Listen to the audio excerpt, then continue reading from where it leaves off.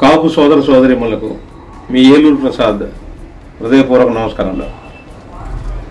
ఈరోజు దారకంపాడు లక్ష్మీనాయుడు హత్యకు సంబంధించి ప్రభుత్వం స్పందించిన తర్వాత 4 ముక్కలు మీతో షేర్ చేసుకోదలుచుకున్నాను.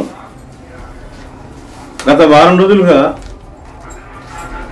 తోటి సోదర కాపు మిత్రులందరూ, కాపు నాయకులు, వివిధ సంఘాల కాపు పెద్దలు అవిశ్రాంత పోరాట ఫలితంగా ఈ రోజున లక్ష్మీనాయుడికి కుటుంబానికి కొంతలో కొంతమేర ఊరట లభించింది. ఇంకా చేయాల్సింది చాలా ఉంది. ఇంకా కలిసి పనిచేసి ముందుకు వెళ్దాం. ఈ సందర్భంలో జరిగినటువంటి కొన్ని సంఘటనలు దృష్టిలో పెట్టుకొని మీకు కొన్ని విషయాలు తెలియజేయాలని సోషల్ మీడియా ద్వారా మీ ముందుకి వస్తున్నాను. సంఘటన జరిగినటువంటి తీరు చాలా అమానుషం. ఆ సంఘటన జరిగిన తర్వాత నేను వాళ్ళని హాస్పిటల్లో వెళ్ళి పరామర్శించడం జరిగింది. ఇంత పెద్ద నష్టాన్ని, ఒకడు చనిపోయాడు, 2 సోదరులు మృత్యువుతో కొట్లాడుతూ హాస్పిటల్లో ఉన్నప్పుడు నేను వ్యక్తిగతంగా చేసేటువంటి సహాయం సరిపోదు. మిగిలిన వాళ్ళందరినీ కూడా వాళ్ళకు కూడా ఈ విషయాన్ని తెలియజేసి వాళ్ళ ద్వారా కూడా కొంత సహాయం అందాలి. అప్పుడు మాత్రమే సరిపోద్ది. ప్రభుత్వం దృష్టికి తీసుకెళ్ళాలి అని బలంగా నిర్ణయించుకున్నాను. అనుకున్నది తడుగా నా తోటి కాపు నాయకులందరూ కూడా సహృదయంగా స్పందించి ఎవరి స్థాయికి వారికి తగినట్టుగా దీని మీద అవిశ్రాంత పోరాటం జరిపారు. చాలా సంతోషం. ఒక శుభ పరిణామం. మేమున్నాం అని భరోసా కలిగించినటువంటి కాపు సంఘ పెద్దలందరికీ కూడా మరొకసారి నమస్కారాలు తెలియజేస్తున్నాను. పోతే దీన్ని కుల ప్రమేయం చేస్తున్నారు అని చెప్పి అన్నప్పుడు చాలా ఆవేశం, ఆక్రోశం, బాధ కలిగింది నాకు. ఎందుకంటే సంఘటన జరిగిన దగ్గర నుంచి అత్యంత సమీపంలో లక్ష్మీనాయుడు 2 సోదరుల్ని, లక్ష్మీనాయుడు తల్లిదండ్రుల్ని, వాళ్ళ భార్యని, అతని బిడ్డల్ని, అసలు అతని వాతావరణాన్ని, అతని ఇంటి పరిస్థితిని మొత్తాన్ని చూసిన తర్వాత నిన్నటికి హోంమంత్రి గారు దాన్ని సందర్శించినప్పటికీ 17-18 రోజులు గడిచిపోయాయి. స్థానిక ఎమ్మెల్యే సైతం ఆ రోజు వరకు లక్ష్మీనాయుడు కుటుంబాన్ని కనీసం పరామర్శించడం కూడా జరగలేదు. ఎందుకు చెప్పాల్సి వస్తుందంటే, దీన్ని కులం, మతం, కులమొద్దు, చాలా పెద్ద పెద్ద మాటలు మాట్లాడేస్తున్నారు. మేము విద్యావంతులమే, మేము చదువుకున్నాం, సమాజంలో మా పాత్ర ఏంటి అనేది మాకు స్పష్టమైనటువంటి అవగాహన ఉంది. కులాల మధ్య వైషమ్యాలు, మతాల మధ్య వైషమ్యాలు రేకెత్తించడం అనేది మా ఉద్దేశం కాదు. అలా మమ్మల్ని ప్రశ్నించిన వారికి సూటిగా ఒక ప్రశ్న వదులుచుకున్నాను. ఇవే కాపు సంఘాలు అన్ని ఇంత తీవ్రంగా స్పందించి ఉండకపోతే ప్రభుత్వంలో చలనం వచ్చేదా అని నేరుగా ప్రశ్నిస్తున్నాను. ఎందుకంటే సంఘటన జరిగిన 18 రోజులు తర్వాత కూడా ప్రభుత్వ పరంగా వాళ్ళు ఎవరు కూడా ఎటువంటి వాళ్ళని కలిసేటువంటి ప్రయత్నం కానీ, ఈ సంఘటన గురించి తెలుసుకునేటువంటి ప్రయత్నం కానీ చేయలేదంటే, 2 మృత్యువుతో పోరాడుతూ తాడేపల్లికి చాలా దగ్గరలో ఉన్నటువంటి ఉదయ హాస్పిటల్స్లో ట్రీట్మెంట్ పొందుతున్నారు. హార్డ్లీ స్పీకింగ్ అక్కడి నుంచి ఒక 15-20 నిమిషాలు అక్కడ చేరుకోవచ్చు. మన క్యాపిటల్ రీజన్ దగ్గర నుంచి హాస్పిటల్కి ఒక్కరు కూడా స్పందించలేదు. స్పందించకపోతే మేమందరం కలిసి మీడియా ముందుకు వచ్చి, అయ్యా మీరందరూ దీన్ని స్పందించాలి, ఇది చాలా పెద్ద నష్టం జరిగింది అని మేము గొగ్గలు పెడితే ఎవరికి నచ్చిన స్టేట్మెంట్ వారు. కులాల రంగు పురమొద్దు, మతాల రంగు పురమొద్దు. మేము ఎటువంటి రంగు పురం లేదు. అయినా పులిమితే వచ్చేది కాదు కదా, కులానికి రంగు ఎలా పులుతుందని ఒక అంశానికి అక్కడ జరిగినటువంటి దాన్ని మీ దృష్టికి తీసుకొచ్చేటువంటి ప్రయత్నం చేశాం. ఆ ప్రయత్నంలో ఎవరైతే హంతకుడు ఉన్నాడో అతను వాడినటువంటి పదజాలం, అతని బిహేవియరు అవన్నీ కూడా కొంచెం ప్రవోకింగ్గా ఉన్నాయి. వాటిని ప్రభుత్వం దృష్టికి తీసుకొచ్చేటువంటి ప్రయత్నం చేశాం. క్షమించాలి. జన సైనికులు కూడా సోదరులు కొంతమంది కొంత విషయాన్ని తెలుసుకొని కొంత ఆవేశపడ్డారు. ఏంటి పవన్ కళ్యాణ్ గారిని దీంట్లోకి లాగద్దండి, పవన్ కళ్యాణ్ గారి పేరు మీరు ఎత్తద్దండి అని చెప్పి చెబుతున్నారు. మిత్రులందరూ కూడా ఈ మెసేజ్ ద్వారా చెప్పదలుచుకున్నాను. ఇటువంటి పరిస్థితులు వాళ్ళకి సహాయపడేటువంటి ఏ రాజకీయ పార్టీ అయినా ఏ వ్యక్తి అయినా కూడా దేవుడిగా పరిగణించబడతాడు. పవన్ కళ్యాణ్ గారిని ఇంత మంచి కార్యక్రమం చేయడానికి అతనికి చాలా సహాయం చేసేటువంటి తత్వం, దాని గురించి చాలా ఎక్కువ, వెంటనే స్పందిస్తారు. అందుకని ప్రత్యేకంగా పవన్ కళ్యాణ్ గారిని అడ్రస్ చేయడం జరిగింది. అంతేగాని పవన్ కళ్యాణ్ గారిని వేరే విధంగా కించపరిచేటువంటి ఉద్దేశం లేదు. ఇప్పుడు వచ్చేటువంటి జన సైనికులకి చాలా పిల్లలు, దీంట్లో చాలా మంది మేము ఎత్తుకున్న వాళ్ళు ఉంటారు, వాళ్ళకు కూడా చెప్పదలుచుకున్నాం. ఇప్పుడు కాదు మిత్రమా, మేము 1983 అంటే నేను చెప్పే సుమారుగా ఒక 40-42 ఏళ్ల క్రితం చిరంజీవి సినిమా ఖైదీ సినిమాకి ఇప్పటిలాగా ఫ్లెక్సీ లేవు, క్లాత్ మీద పెయింటింగ్ వేయించి బ్యానర్లు కట్టినటువంటి వ్యక్తులం. మాకు ఇది చెప్పుకునేటువంటి సందర్భం అవసరం ఎప్పుడు రాలేదు.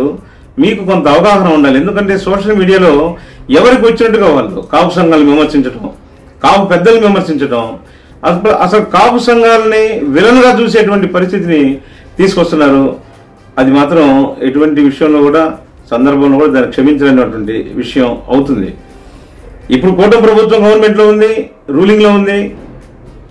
వైసీపీ వాళ్ళు అనుకుంటారు ఈ 5-4 ఏళ్ళు ఓపిక పడితే మా గవర్నమెంట్ వస్తే అనుకుంటారు. అలాగే ఆ తర్వాత తెలుగుదేశం వాళ్ళు కూడా ఎదురు చూస్తూ ఉండొచ్చు. కాపు సంఘాలకి ఎదురు చూడటం అని అధికారం రావటం ఉండదు. నా వరకే వస్తే ఒక 35 నుంచి 40 సంవత్సరాల వరకు కూడా నేను ప్రతిపక్షంలో ఏ పార్టీ ఉంటే ఆ పార్టీలో ఉన్నాను. నేను వాస్తవానికి నాకు ప్రాథమికంగా ఏ పార్టీలో కూడా నాకు ప్రాథమిక సభ్యత్వం కూడా నాకు లేదు. పక్కా చిరంజీవి గారి అభిమాని, తద్వారా నేను పవన్ కళ్యాణ్ మరియు జనసేన సింపథైజర్ని అని మాత్రం నేను బాహాటంగా చెప్పుకోవడానికి నేనేమి భయపడను కనుక అన్నాను. దీంట్లో మంచి చెడు చూడకుండా కాపు సంఘాలంటేనే అసలు అంటానే వాటిగా చూసేటువంటి వాళ్ళకి వాళ్ళ మేల్కొల్పే విధంగా నేను ఈ 2 మాటలు చెప్పదలుచుకున్నాను. కాపు సంఘాలు లేకుంటే ఇంత తీవ్రతరమైనటువంటి ఉద్యమం రాగలిగినప్పుడు మాత్రమే ఈ ప్రభుత్వాలు స్పందించాయి అన్నటువంటి విషయం మీరు మర్చిపోకూడదు. పవన్ కళ్యాణ్ గారు చెప్తారే కాపులు పెద్దన పాత్ర పోషించండి నేనే. ఎస్, ఇప్పుడు చూస్తున్నాను. ఈ రోజు యావత్ రాష్ట్రం మొత్తం కూడా కాపులకి వెళ్ళి చూస్తుంది. నిజంగా వీళ్ళు కాపులు పెద్దనలే, వీళ్ళు పెద్దన పాత్ర పోషించారు అని స్పష్టం అవుతుంది. ఈ సందర్భంగా మరికొన్ని విషయాలు మీకు చెప్పాలి, ఆసక్తికరమైనటువంటి విషయాలు చెప్పాలి. కులం పేరు ఎత్తడం, కులతత్వాన్ని రెచ్చగొట్టడం చాలా తప్పు అన్న అంశం మీద అవిర్గలంగా మాట్లాడగలను నేను. కానీ ప్రాక్టికల్గా క్షేత్రస్థాయిలోకి వచ్చినప్పటికీ అది సాధ్యపడడం లేదు అని చెప్పి మీకు విన్నయించుకుంటున్నాను. జనసేన అధినేత పవన్ కళ్యాణ్ గారి పిలుపుతో అందరం ముందుకు వచ్చి కూటమి ప్రభుత్వానికి మద్దతు ఇవ్వండి అని చెప్పారంటే నాకు తెలిసి 90-95% మంది పిల్లలు కుర్రవాళ్ళు పవన్ కళ్యాణ్ గారి పిలుపుని అందుకున్నారు. రాష్ట్రంలో ఎప్పటికీ సాధ్యపడదు అనుకున్నటువంటి ఒక అద్భుతమైనటువంటి కలయిక జరిగింది. పరస్పరం వైరుధ్యం ఉన్నటువంటి 2 సామాజిక వర్గాలు ఒక్క పవన్ కళ్యాణ్ గారి పిలుపునందుకుని ఇద్దరు కలిసి గవర్నమెంట్ని ఏర్పరచడంలో వాళ్ళు కృషి చేయడం జరిగింది. మరి అటువంటి 2 వర్గాల మధ్య పవన్ కళ్యాణ్ గారును చంద్రబాబు నాయుడు గారు వాళ్ళిద్దరి మధ్య సఖ్యత ఉండొచ్చు. కానీ ఈ 2 సామాజిక వర్గాల మధ్య క్షేత్రస్థాయిలో సఖ్యత ఉందా అని మీరు ఒకసారి ఆత్మపరిశీలన చేసుకోవాల్సినటువంటి సందర్భం ఉంది. పవన్ కళ్యాణ్ గారి మీద అభిమానం ఉండొచ్చు, అన్నా పవన్ కళ్యాణ్ గారిని ఏం అనద్దన్నా, పవన్ కళ్యాణ్ గారిని దీంట్లోకి లాగద్దన్నా అని చెప్పని నాకు కొంతమంది యువ జన సైనికులు చెప్తా ఉంటే, అరే మీరు పార్టీకి మేలు చేస్తున్నారా, పార్టీ కీలు చేస్తున్నారా నాకు అర్థం కావట్లేదు. అరే ఇంత పెద్ద అఘాయిత్యం జరిగి, అమానవీయ సంఘటన జరిగి సహాయం చేయవలసినటువంటి స్థాయిలో పవన్ కళ్యాణ్ గారు ఉండి, పవన్ కళ్యాణ్ గారిని మేము పిలవటం, ఆయన రావటం, దీంట్లో తన వంతు కర్తవ్యాన్ని నిర్వహించటం కరెక్ట్ అని మీరు భావిస్తున్నారా, లేదా పవన్ కళ్యాణ్ గారిని దీంట్లో ఇన్వాల్వ్ చేయవకండి చెప్పని మీరు కోరుకుంటున్నారా? మీరు జనసేనకి పవన్ కళ్యాణ్కి మేలు చేయాలనుకుంటున్నారా మీరు, లేదా పవన్ కళ్యాణ్ని కష్టాన్ని నుంచి, సమాజంలో ఉన్నటువంటి చిన్న చిన్న వ్యక్తుల నుంచి దూరంగా లాక్కపోవడానికి మీరు ప్రయత్నం చేస్తున్నారా? ఒక్కసారి మీరు ఆత్మపరిశీలన చేసుకోవాలి. కాపు సంఘాలని పదే చాలా ఏకీభవంతో చూస్తున్నాను చాలాసార్లు. కాపు సంఘాలకి ఎవరు డబ్బులు జీతాలు ఉండవు. కాపు సంఘాల్లో మేము మా జేబులో డబ్బులు ఖర్చు పెట్టుకుని దశాబ్దాల కాలం పాటు ఎక్కడ సమస్య ఉంటే అక్కడ అడ్రస్ చేస్తున్నాం. 1992 కాపు రిజర్వేషన్ పోరాటంలో ముద్రగడ పద్మనాభం గారు సైకిల్ యాత్ర ప్రారంభిస్తే ఆయనతో పాటు కలిసి రాష్ట్రంలో సైకిల్ యాత్ర చేసినటువంటి సందర్భం మా కళ్ళ ముందు ఉంది. ఆ రోజులు గుర్తుకొస్తున్నాయి. స్వచ్ఛందంగా తరలి వస్తాం. జన సైనికులు కనుక ఎక్కడ మీటింగ్ ఉందనంటే ఎవరి డబ్బులు వాళ్ళు పెట్టుకొని ₹1 ఆశించకుండా, భోజనాలు ఆశించకుండా, ట్రాన్స్పోర్ట్ ఆశించకుండా ఎలాగైతే మీరు వస్తారో కాపు సంఘంలో అలా నిస్వార్థంగా పనిచేసేటువంటి వ్యక్తులు చాలా ఉన్నాయని మర్చిపోవద్దని మీకు విన్నవించుకుంటున్నాను. కాపు సంఘాల బాధ్యత ఉంది. మేము స్పందించకపోతే కొన్ని పరిస్థితులు చక్కబడవు. అందుకని మేము స్పందిస్తాం. ఈ విషయాన్ని దృష్టిలో పెట్టుకొని నేను నా తోటి కాపు నాయకులందరూ మేము మాట్లాడుకుంటున్నాము. ఈ 3-4 రోజుల్లో అసలు ఏంటి ఈ పరిస్థితి, ఏంటి ఇటువంటి పరిస్థితి మళ్ళీ ఎదురైతే మనం ఏం చేయాలి, అసలు మన బాధ్యత ఏంటి అని చెప్పి రాష్ట్ర వ్యాప్తంగా కూడా కులం మీద స్వచ్ఛందంగా పనిచేసేటువంటి, ఎటువంటి ప్రలోభాలకు గురి కానటువంటి, ఎటువంటి రాజకీయాల ఒత్తిళ్లకు గురి కానటువంటి కొంతమంది సమూహం కలిసి, లేదు మనందరం ఒక కమిటీగా ఫామ్ అవ్వాలి, ఎవరికైనా ఎటువంటి అన్యాయం అనేది జరిగితే మనం ఖచ్చితంగా స్పందించాలి. ఎందుకు అన్యాయం జరుగుతుంది సార్, మీరే ఎందుకు పరిష్కరించాలి సార్ అని చెప్పి అడగచ్చు. సమాజం చాలా పొల్యూట్ అయిపోయింది. మధ్యవర్తిత్వం అనేటువంటిది తప్పనిసరి అవుతుంది. ఒక ఇల్లు అద్దెకిస్తే ఖాళీ చేయడు, పెళ్లి చేసుకుని నిర్లక్ష్యంగా వదిలేస్తాడు, రకరకాల దౌర్జన్యాలు. సమాజం మద్దతు అవసరం అవుతుంది. కాబట్టి కాపులందరూ కూడా ఐక్యంగా ఉండి కాపుల మీద ప్రత్యేకంగా ఎందుకు ఇటువంటి ఫోకస్ చేస్తున్నారు అని చెప్పనంటే, దురదృష్టవశాత్తు అగ్రవర్ణాల్లో ఉండి ఆర్థికంగా తక్కువ స్థితిలో ఉన్నటువంటిది మన కాపు సమాజం.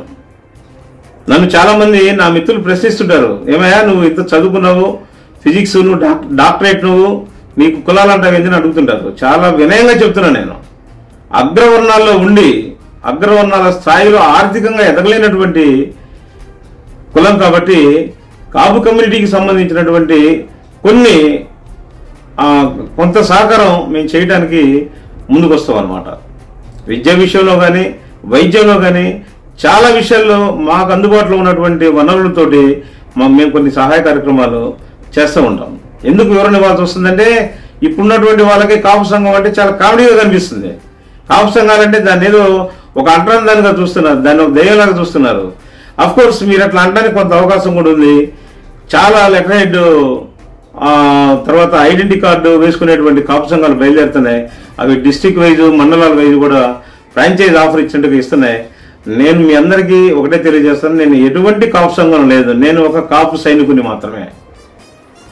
నా సోదరులు ఎక్కడైనా ఏ స్థితిలోనైనా కష్టంలో ఉన్నారు అని అంటే ఖచ్చితంగా నేను బయలుదేరిపోతాను. ఏ టైంలో సరే బయలుదేరిపోతాను. నాకు చేతనైనటువంటి సహాయం చేస్తాను. నా పోరాటాన్ని కొనసాగిస్తాను. ఇప్పుడు కూటమి ప్రభుత్వం ఉంది. చంద్రబాబు నాయుడు గారు సీఎంగా ఉన్నారు, డిప్యూటీ సీఎంగా పవన్ కళ్యాణ్ గారు ఉన్నారు. ఇప్పుడు నేను ఏ విధంగా ప్రశ్నించాను, గత ప్రభుత్వంలో వైసీపీ ముఖ్యమంత్రి ఉన్నప్పుడు కూడా మా సమస్యల మీద అదే విధంగా నేను ప్రతిస్పందించాను, అలానే క్వశ్చన్ చేశాను. పవన్ కళ్యాణ్ గారితో కూటమిలో లేనప్పుడు చంద్రబాబు నాయుడు గారి గవర్నమెంట్ కూడా అప్పుడు జరిగినటువంటి కొన్ని సందర్భాల్లో గోదావరి తొక్కిసలాట అటువంటి అంశాల్లో నేను నేరుగా నా గలాన్ని వినిపించాను. ఎంత వివరణ ఎందుకు ఇవ్వాల్సి వస్తుంది అంటే, ఒక సామెత గుర్తొస్తుంది. అసలు ఇప్పుడు ఏదైనా సరే ప్రశ్నిస్తే ఒకే ఒక రామబాణం ఉంది. ఎందుకు తెలుసా? నువ్వు గవర్నమెంట్కి వ్యతిరేకంగా లేదా జనసేనని ప్రశ్నిస్తున్నావు కాబట్టి నువ్వు వైసీపీ కోవటం అని చెప్పేస్తున్నారు. మిమ్మల్ని చూసి నవ్వుకోవాలో ఏడవాలో తెలియట్లేదు.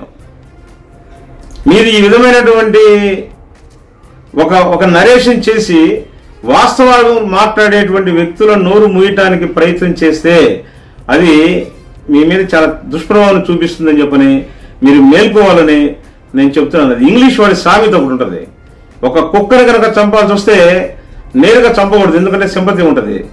అందుకని ఎందుకు తెలుసా, దాని మీద ఒక ముద్ర వేస్తారు, before shoot A dog call it mad అన్నాడు బ్రిటిష్ వాడి సామెత. ఒక కుక్కని చంపాల్సి వస్తే ఇది పిచ్చిది అని ముద్ర వేసి చంపమన్నారు. ఈరోజు కొన్ని నిజాయితీగా కొన్ని అంశాలను ప్రస్తావిస్తూ ఉంటే, కాపులకు జరుగుతున్నటువంటి అన్యాయాల గురించి ప్రస్తావిస్తూ ఉంటే, దాంట్లో పవన్ కళ్యాణ్ గారు స్పందించాయా అని చెప్పని అడుగుతూ ఉంటే వైసీపీ కోవట్లు అంటున్నారు. గత గవర్నమెంట్ ఏం చేసేవాళ్ళు, ఇలానే గవర్నమెంట్ ప్రశ్నించినప్పుడు మీరు టీడీపీ కోర్టులు అనేవాళ్ళు.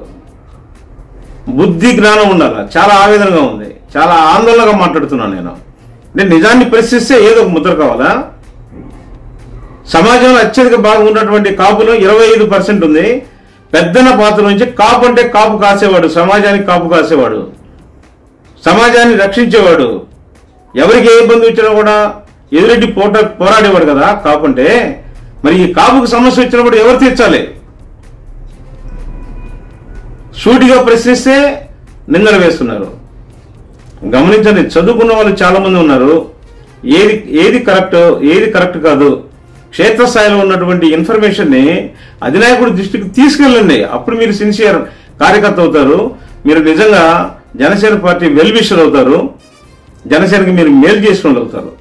అంతేగాని ఎవరైనా మాట్లాడితే వెంటనే దాని మీదకి ఏదైనా స్టాంప్ వేద్దామని మచ్చలేని జీవితం గడిపాం. మీరు ఎక్కడైనా ఎంక్వైరీ చేసుకోవచ్చు.